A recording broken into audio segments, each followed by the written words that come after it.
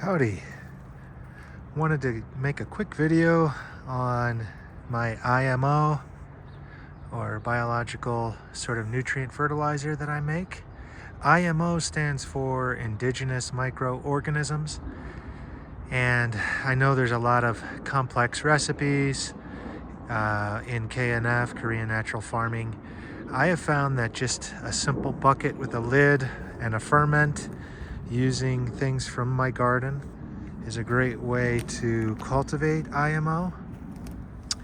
And just a quick explainer, this bucket is a food grade bucket with an airtight lid that has last year's ferment on it, and I'm adding to it.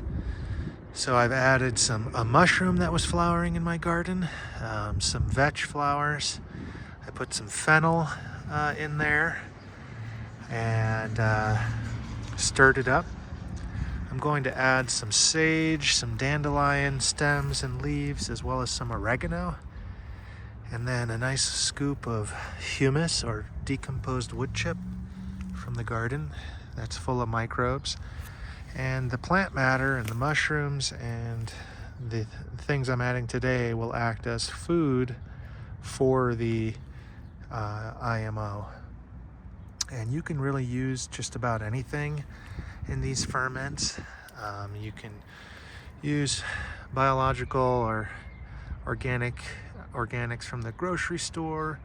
This was originally a shrimp shell and fish guts ferment, so I'm adding things to that original ferment.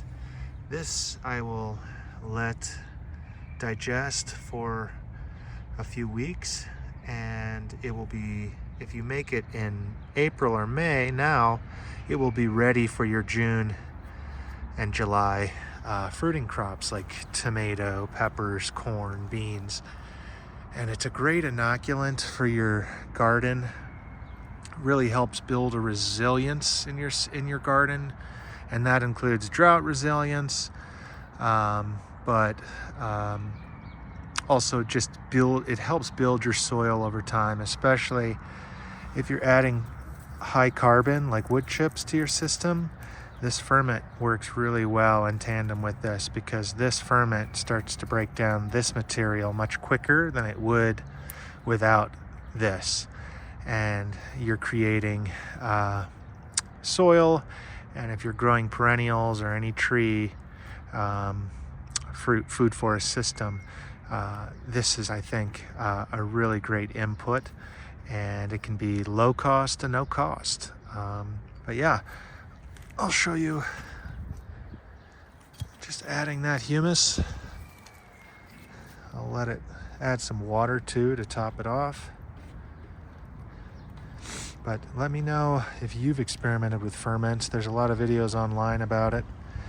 You can add molasses or sugars to this to really activate the